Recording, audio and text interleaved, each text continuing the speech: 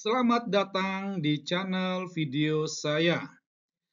Memperhatikan tayangan video-video di media sosial, banyak para habib ya meresahkan sehingga beberapa ustadz, beberapa tokoh Islam memulai gerah dan menyindir mereka ya.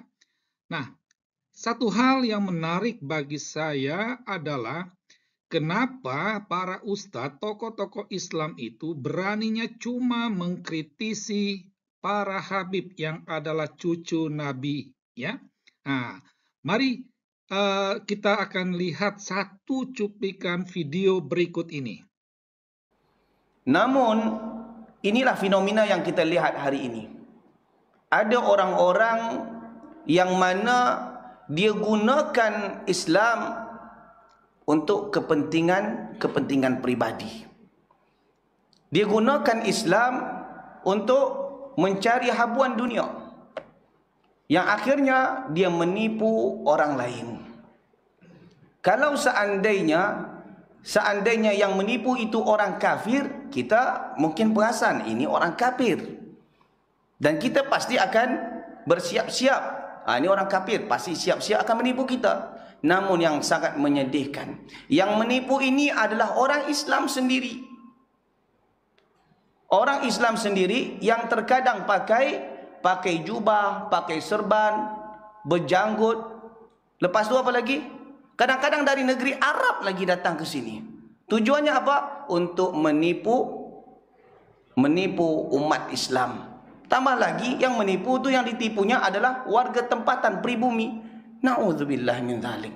Yang sangat menyedihkan lagi, orang pribuminya itu pun mahu pula kena tipu. Dalam bab akhirat, dalam bab dunia kita tak nak ditipu, kenapa dalam bab akhirat kita nak ditipu? Kemana kita ni? Adakah kita masih waras? Kedah tak waras lagi. Sekarang ni ramai sekarang oknum-oknum daripada Pak Arab yang datang, tujuannya apa? Tujuannya dia jual agama ini dengan cara apa? Saya tengok Nabi. Ini jualan dia ni. Saya lihat Nabi. Kemudian Nabi keluar daripada kubur. Kemudian bergetar kuburannya, keluar jumpa aku, cium lutut aku. Nabi sendiri pun tak pernah keluar kubur sampai cium Abu Bakar, cium lutut Umar. Siapa engkau? Jangan kau ingatkan kau lebih hebat pula daripada Abu Bakar. Oh, Allah berkuasa atas segala sesuatu. Memanglah engkau ni. Susah nak cakap lagi. Kemudian ada juga yang kadang-kadang punya statement. Apa statement dia? Ya, Nabi Khidir datang ke rumah hantar barang. Jadi kurir. Sampai ada statement Nabi SAW sangat mencintai suatu negeri. Sampai-sampai Nabi selalu bertawaf di negeri itu. Dan ini viral. Di mana? Surabaya. Nak senangkan hati orang Surabaya, dikatakan Nabi selalu tawaf di Surabaya. La ilaha illallah. Dari mana dia? Dan benda seperti karut mengarut ini dipercaya dan diterima. Dan ini yang mesti dibentras. Orang yang bercakap ni bukan orang yang tak solat, tapi orang berjanggut, berserban. Sehingga penipuan ini memaharajalela dan subur. Kita di Nusantara, jemaah, di Nusantara ni, ni krisis orang-orang seperti ini. Penipu-penipu agama. Dia mencari makan di negara ini dengan cara menggunakan agama. Lalu jualannya jumpa Nabi, bersama dengan Nabi. Inilah seterusnya. Ini tak boleh dalam Islam. Kita sebagai manusia yang waras tak boleh buat seperti ini. Dalam bab dunia pun kita tak nak ditipu. Kenapa dalam bab akhirat boleh nak ditipu? Kalau kecuali kita dah tak waras lagi.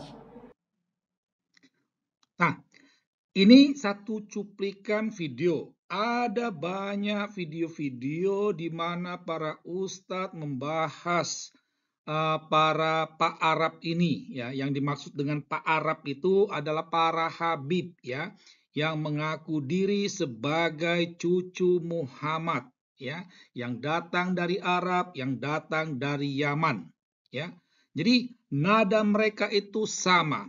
Mereka ini mengkritisi para habib tersebut, ya. Nah, tetapi itu tadi seperti yang telah saya katakan, mereka hanya berani mengkritisi para habib saja.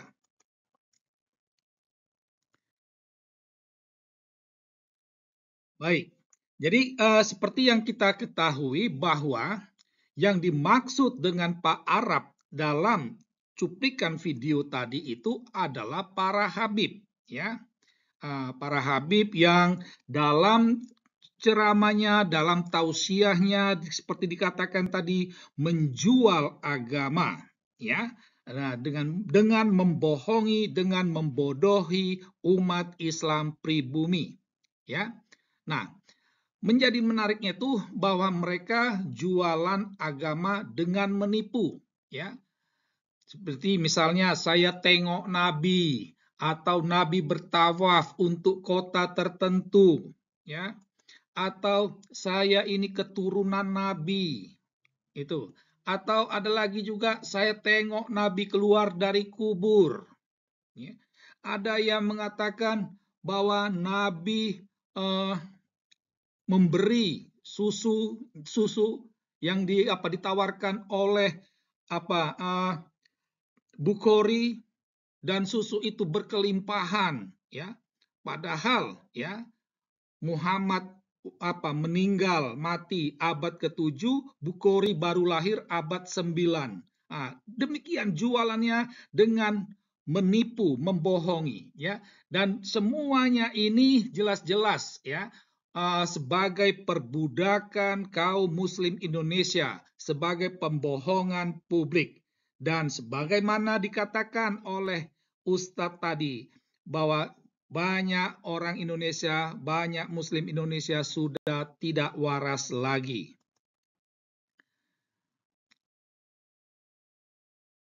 Nah, satu hal yang baik, atas nama kewarasan, beranikah umat Islam mengkritisi Nabi? Ya, atas nama kewarasan. Jadi, bukankah Nabi juga jualan agama dan berbohong kepada pengikutnya? Itu. Misalnya, Nabi juga mengklaim jumpa Allah, menerima wahyu Allah, lalu disampaikannya.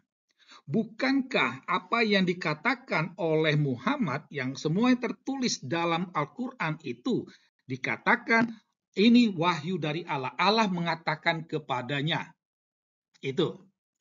Bukankah Nabi juga mengklaim dia pernah naik ke surga, Isra Miraj?